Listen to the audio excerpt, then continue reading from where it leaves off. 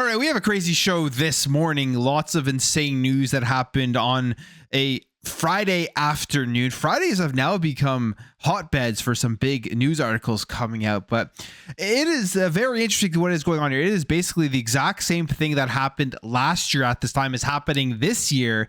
But I would say if you've been following the gaming industry at all, this shouldn't be that surprising. We have a bunch of rumors here about more Xbox games landing on other platforms, PlayStation and Nintendo, and some tentpole franchises here looking like are going to be on the PlayStation 5 and the Nintendo Switch. So we'll go over all of these rumors plus some other stuff here in regards to some games that are unannounced in development, both at Xbox and at PlayStation. Lots of interesting stuff happening to kick off 2025. But before we continue, if you do enjoy daily gaming news and content, make sure to hit the subscribe, share the video, like the video, and let's jump right into it. We'll start talking right away about, I think, would be a huge thing here for Nintendo fans, but also a very smart move for Xbox and from the business perspective side of things, because the Nintendo Switch 2 is going to be launching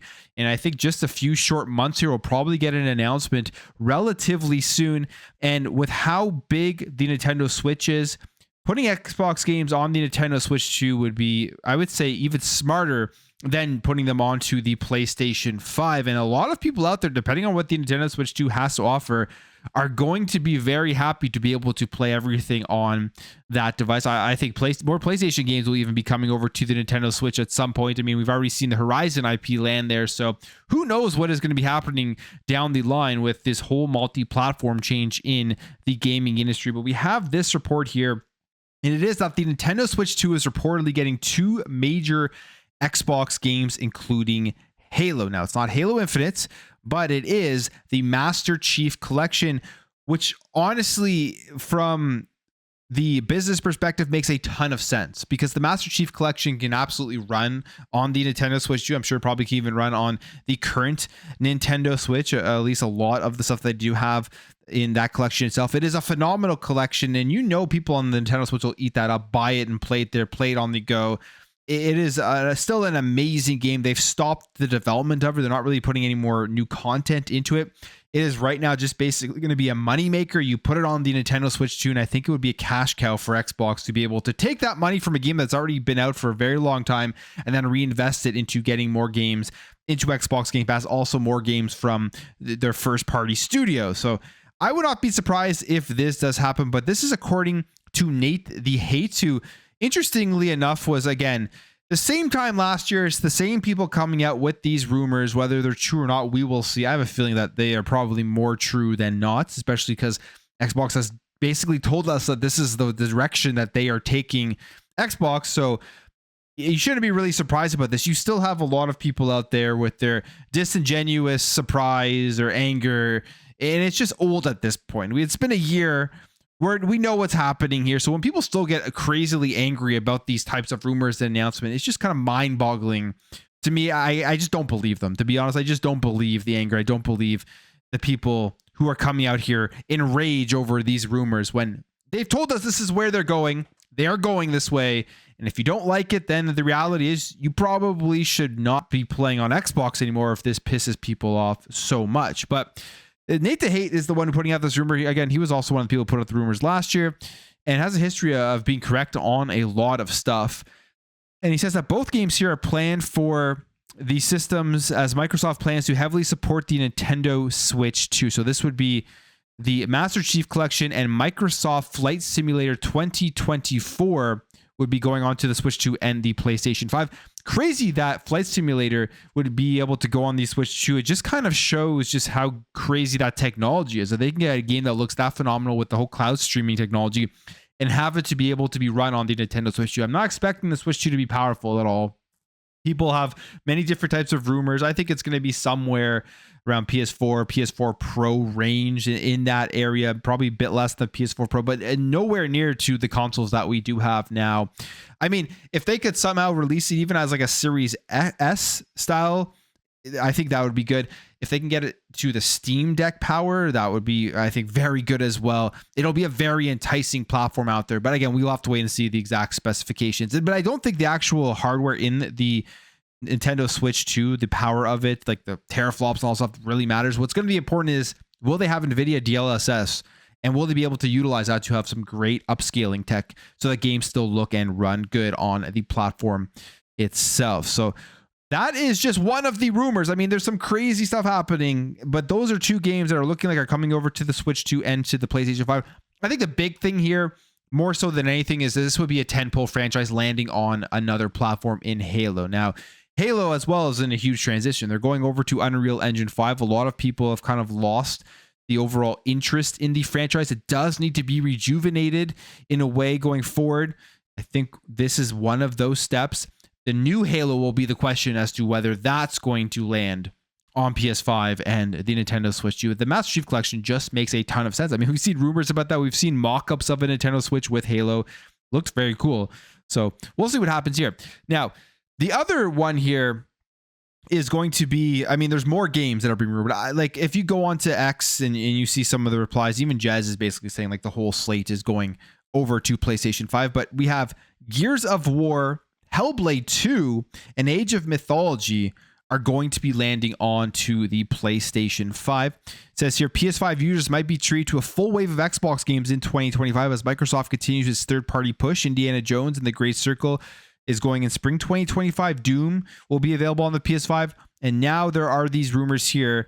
This is according to Windows Central's Jez Corden, hearing rumors about these other games that will be jumping over: Hellblade 2, Age of Mythology, and Gears of War 1, the Ultimate Edition. So nothing here about Gears of War E-Day, just these older games that will be landing on to the console. I'm not shocked by those. I'm actually the most shocked by Age of Mythology, just because that is just a classic PC game and it took so long to get it over to the Xbox console. I just feel like maybe there isn't the fan base on PlayStation that would be interested in playing Age of Mythology. I could be completely off on that, but I don't know. That one just seems a little bit odd to me. But Hellblade 2, a lot of people are going to look at that and say, oh my God, they're bringing Hellblade 2 over. I'm not surprised about this whatsoever, just simply because I don't think this game did very well commercially. It was a technical marvel, and it really shows what can be done with the technology that Ninja Theory does have. But overall in sales, I don't think it did very well. And also the first game was on PlayStation, which did good on that platform. So that one actually does make somewhat sense with them bringing over games. This all goes back to last year. It's hilarious at this point because people are still questioning, why is this happening?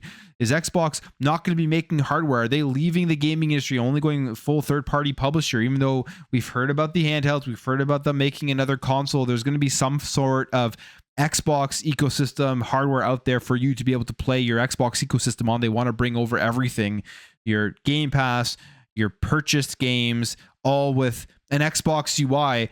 So that part, I don't understand why people are still kind of up in arms about potential hardware in the future, as we do know that they are making some.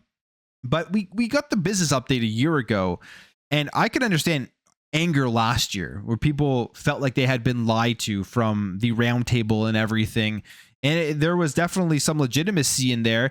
Then they came out around the business update. They updated their business update for the fans. I mean, reality is you don't see Nintendo or PlayStation doing this type of stuff, which is going out and doing business updates and giving their fans information who are all outraged at them. But now we're a year later, and it's the same people. It's the same actors out there that are still going to be pretending like this is some brand new news and a big deal. Reality is that the industry is going multi-platform. I think overall for the gamers, this is a good thing.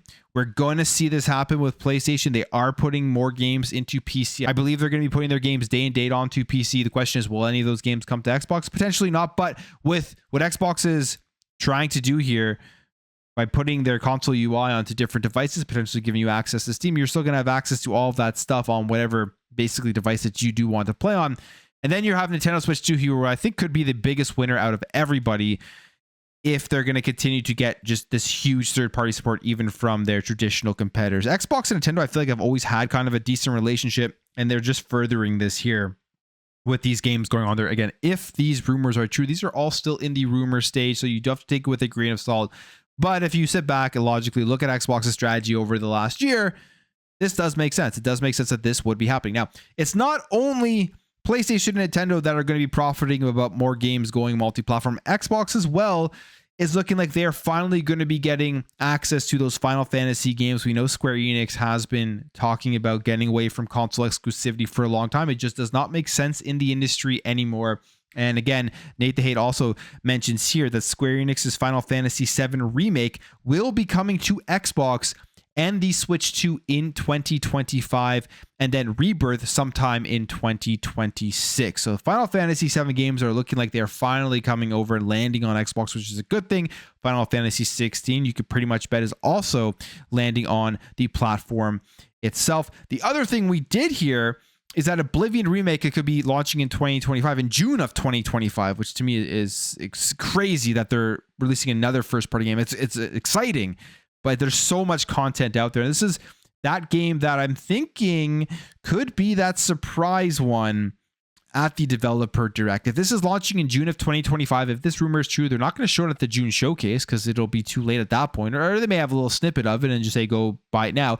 But if they're going to talk about it at any sort of show, it's probably going to be at this direct because this is not too far away of a release date and it is unannounced. This is not one that we officially know is coming out. So that is phenomenal. And to think that this game plus all these other ones are landing day one to Game Pass, it's an insane year of 2025 for Xbox themselves. But now we're going to see all the talk about the negativity and all the hate towards them putting games on other platforms all the way up until the direct. And then, so Xbox is going to be dead between now and the direct. The direct's going to come. They're going to be back alive. Then they're going to be dead again until if they have a release, a first party release, and it's a great game, they'll be back alive. Then they'll be dead again until the summer showcase. Then they'll be back alive. It's just going to be a continuous cycle here of Xbox is alive and the dead and alive and the dead. It's actually kind of funny to watch overall. But I'm sure there are people out there that are still mad. I'd love to know what you guys think about this in the comments below. Now, the other game here that could be releasing in 2025. This one, I mean, this is insane. If all of these come out in 2025, it'll be the craziest year ever. It'll be the craziest year ever in Xbox history, and it won't even be close. But Nate the Hate as well here is saying that the Gears collection does exist and could also be releasing in 2025, and Gears E-Day could be releasing later in 2025. This is very hard to believe. I'll be completely honest with you. If they're going to add Oblivion, Gears collection, and Gears E-Day all in this year on top of everything that they already have. You're thinking about adding Oblivion onto that. You're thinking about adding Gears, 2 Gears games, and whatever else I'm forgetting. It's an insane year that people are going to have just too much content to play. They're not going to be able to get through it all. And I hope they're planning well for the 2026 and beyond, and that they're going to have enough content to fill in the gaps there. I think they will, just because, again, the sheer amount of studios that they do have. And in fact, we do have some more information here about more games that are being worked on. Now, these games are unannounced, so these could also be, this could be the game that they do show off at the developer direct, and this could also be Oblivion. But it says that here, unannounced Bethesda games listed for Xbox and other major platforms. This is a listing for unannounced Bethesda games for Xbox, PlayStation 5, and the Nintendo Switch have been found on a retailer's website. All it says here is Bethesda, Xbox Series X, Bethesda Switch, Bethesda PlayStation 5. Nobody knows exactly what it is. And it says here, maybe something being revealed at the developer direct. I would say Doom the Dark Ages, but I don't think that's coming to the original Switch, nor would a retailer know about it coming to the successor to the Nintendo Switch at this point in time. So again, there could be another unannounced game here that they do end up talking about. Whether that is the Oblivion remake or something on top of that would just be absolutely nuts. And then we have some more information here about Bungie making a new game. And this is great. I hope PlayStation has an event, and I hope that they announce some new first-party titles, because they don't have very much, and they haven't had very much over the last 2 going on 3 years now. But Bungie apparently is making a MOBA Smash Brothers hybrid gummy bears under the new PlayStation Studio, whatever the gummy bears thing means. But it says here that Bungie has quietly been working on a new IP codenamed Gummy Bears, a team-based competitive MOBA game, and Gummy Bears officially transitioned from Bungie to a new PlayStation Studio with around 40 Bungie developers spearheading its continued development. So a MOBA game, Smash Bros style hybrid game. I wonder if this is going to be unique in the sense that they have unique characters that we've never heard of in this game, or are they going to be taking, like, they go with the Smash Bros style PlayStation characters and then just making this big mashup. That I think would actually be very cool if they make some unique gameplay here between MOBA and then the Super Smash Brothers combat fighting style into it. So we'll see here if this is true and if this does actually end up happening. But basically, I think they're going to have a showcase where they're going to be announcing a lot more first party stuff. I've predicted at the beginning of this year that they will have a bigger showcase and there will be filled with more first party content. I hope that actually does come true. All right. Indiana Jones and the Great Circle, for a lot of people, is their game of the year. It wasn't recognized at the Game Awards because it just released too late, but it still has the opportunity to be recognized at other award shows. And it has grabbed 15 nominations at the 28th DICE Awards, as well as being nominated for Game of the Year. So that's good to see. I think it absolutely deserves to be in the Game of the Year conversation. I really hope next year that it's in that conversation because it will be included in the next year's Game Awards. I do have a feeling because of how stacked 2025 is, it's going to be very hard for it to get in there. People are going to forget about it by the time everything in 2025 releases, but it is a phenomenal game, and at least it is getting recognized here at the DICE Awards. In fact, for the Game of the Year category, here are the candidates: Astrobot, Balatro, Black Myth Wukong, Helldivers 2, and Indiana Jones and the Great Circle. We'll see what wins here, but I think it does have a good chance. A lot of people love this game, and a lot of people recognize it as one of their favorite, if not their favorite game of 2024. And finally, Marvel Rivals. It is taking the gaming industry by storm. At first, I was looking at it and I was one of those people that thought, yeah, it has the Marvel IP. People are going to jump in and then fall off. And I was absolutely wrong on that. It is staying strong. And I think it's because it actually is a good video game, as well as having the Marvel IP attached to it. But they have set a new peak of 517,000 plus concurrent players on Steam with the release of Season 1. So this game is huge. This is one of those games as a service, multiplayer games that broke into the industry and was successful after so many failures we have seen over the last number of years. Just top of my head, Concord and XDefiant are two big ones from huge companies that weren't able to do it. But NetEase came in here with Marvel Rivals and have done a great job with it. But on the video there, guys, if you did enjoy this video, hit that thumbs up. If you are new here, hit that subscribe, and I'll catch you guys in the next video.